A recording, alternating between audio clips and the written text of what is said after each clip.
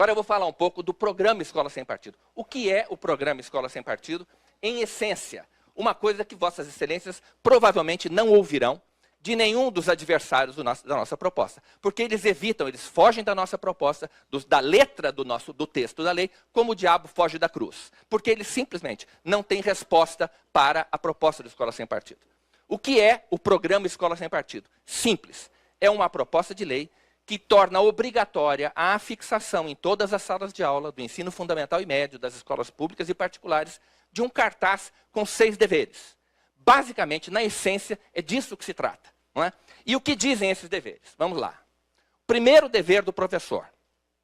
O professor não se aproveitará da audiência cativa dos alunos, da presença obrigatória dos alunos em sala de aula, para promover os seus próprios interesses, opiniões, concepções ou preferências ideológicas, religiosas, morais, políticas e partidárias.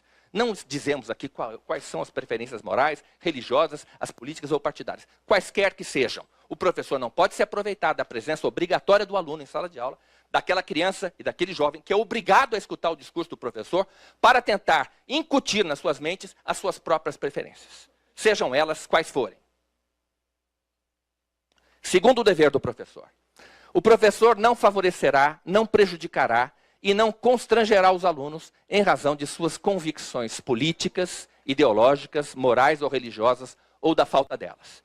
O aluno tem o direito de ser avaliado pelos seus professores e ser tratado pelos seus professores em função exclusivamente de critérios acadêmicos. Um professor cristão não pode discriminar um aluno por ser ateu. Um professor ateu não pode discriminar um aluno por ser cristão. É disso que se trata. Este dever já existe, nenhum professor pode fazer isso. O projeto Escola Sem Partido apenas propõe que o dever seja explicitado, para que ambas as partes da relação de ensino-aprendizagem, professor e estudante, conheçam, saibam disso e possam eventualmente se defender se houver abusos. Terceiro dever do professor. O professor não fará propaganda político-partidária em sala de aula, nem incitará seus alunos a participar de manifestações, atos públicos e passeatas, como a gente viu aquele professor de Belo Horizonte fazer. Não é? Que o professor não pode fazer propaganda político-partidária em sala de aula, eu acho que ninguém discute, ninguém questiona. Mas a coisa mais comum, e todos que passaram por uma universidade sabem disso, e pelo sistema de ensino sabem disso, a coisa mais comum em época de eleição é professores virem vestidos com a camiseta do partido, com o broche do partido, com o boné do partido. Isto é propaganda político-partidária. Isso constrange os alunos. Que, repito, são obrigados a ter presença nas aulas daquele professor. E tem medo das notas e quer agradar o professor e, portanto, está à mercê daquele militante que, eventualmente, se aproveita dessa circunstância para fazer a cabeça do aluno. Quarto dever. Esse é dos mais importantes. Quarto dever. Ao tratar de questões políticas, portanto, o projeto reconhece expressamente que o professor é obrigado, muitas vezes, a tratar de uma questão política. Ao tratar de questões políticas, socioculturais e econômicas, o professor apresentará aos alunos, de forma justa, isto é, com a mesma profundidade e seriedade, as principais versões, teorias, opiniões e perspectivas concorrentes a respeito da matéria. O nome disso é pluralismo. Respeito à liberdade de aprender do estudante. Não é? Então não venham, por favor, mentir e dizer que o Escola Sem Partido quer proibir o debate. Não existe isso. Pelo contrário, ele quer um debate qualificado pela honestidade intelectual. É isso que o Escola Sem Partido, esse dever já existe. O Escola Sem Partido apenas quer informar o estudante de que esse dever existe. Então não há dúvida, não há nenhuma novidade, como disse o professor Junkman, o projeto Escola Sem Partido não cria para os professores nenhuma obrigação que já não exista hoje. Ele apenas explicita, mesmo porque o projeto foi inspirado no Código de Defesa do Consumidor. O consumidor, no caso, um consumidor dos serviços educacionais prestados pelas escolas, pelo Estado ou pela escola particular, ele tem direito de conhecer os seus direitos. Isso é cidadania. É o direito de conhecer os próprios direitos. É disso que se trata. Apenas, se esses direitos existem, se esses deveres existem, o estudante tem direito de saber. Não é? Quinto dever. O professor respeitará o direito dos pais a que seus filhos recebam a educação religiosa e moral que esteja de acordo com as suas próprias convicções. este dever foi o único do projeto que nós praticamente não redigimos. Nós copiamos da Convenção Americana sobre Direitos Humanos. Não é? É a cópia quase literal, e está aqui embaixo, eu vou ler para vocês, do artigo 12, item 4 da Convenção Americana sobre Direitos Humanos, que diz: os pais, e quando for o caso, os tutores, têm direito a que seus filhos ou pupilos recebam a educação religiosa e moral que esteja de acorde com suas próprias convicções. Eu chamo a atenção para o verbo que é usado pelo texto da Convenção Americana, o verbo receber. Ele não usou o verbo dar. Ele não diz: os pais têm direito de dar aos seus filhos a educação moral que esteja de acordo com as suas próprias convicções. Não. Os pais têm direito a que os filhos recebam essa educação. A educação que esteja de acordo com suas próprias convicções. Mas como é que um professor em sala de aula pode adivinhar o pensamento dos pais dos seus alunos? É claro que não pode. É evidente que não pode. Então, como é que se faz para que este dever, que é um direito humano, que está previsto num tratado internacional sobre direitos humanos, do qual o Brasil faz parte, como é que um professor respeita esta obrigação que consta da Convenção Americana sobre Direitos Humanos? Ele simplesmente se abstém de tentar transmitir aos seus alunos os seus próprios valores morais, as suas próprias convicções religiosas. Sejam elas, seja um professor católico, evangélico, ateu, não interessa.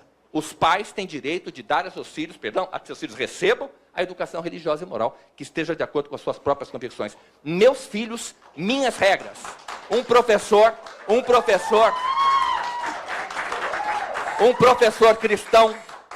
cristão não pode discriminar os seus alunos e não pode tentar transmitir aos filhos dos outros os seus próprios valores. Ele não tem esse direito. Aquela criança tem liberdade religiosa e a presença dela em sala de aula é obrigatória. Sexto dever: o professor não permitirá que os direitos assegurados nos itens anteriores sejam violados pela ação de estudantes ou terceiros dentro da sala de aula. Evidentemente, aquilo que o professor não pode fazer, ele não pode permitir que seja feito por terceiros ou pelos alunos. Muito bem, esses deveres se baseiam em princípios constitucionais. O primeiro deles, neutralidade política e ideológica do Estado. O Estado deve manter uma posição de neutralidade em relação a todos os partidos, todas as correntes que disputam o poder na sociedade. Vejam bem, a máquina do Estado, as suas instalações, o seu pessoal, os seus equipamentos, não pode estar a serviço de um determinado partido, de uma determinada corrente que disputa o poder na sociedade. Ou nós teremos os deveres do professor, que estão aqui, ou então teremos os direitos do professor. Os direitos do professor. E quais são os direitos do professor? O professor poderá, é o contrário. Eu fiz exatamente, eu redigi este cartaz para mostrar o quão impositivos os deveres do professor são, tal como está previsto no projeto de lei. Se o professor não for obrigado a se abster daquelas práticas, ele terá esses direitos. O professor poderá se aproveitar da audiência cativa dos alunos para promover os seus próprios interesses, opiniões, concepções ou preferências ideológicas, religiosas, morais, políticas e partidárias. Segundo direito do professor, o professor poderá favorecer, prejudicar ou constranger os alunos em razão de suas convicções políticas, ideológicas, morais ou religiosas, ou da falta delas.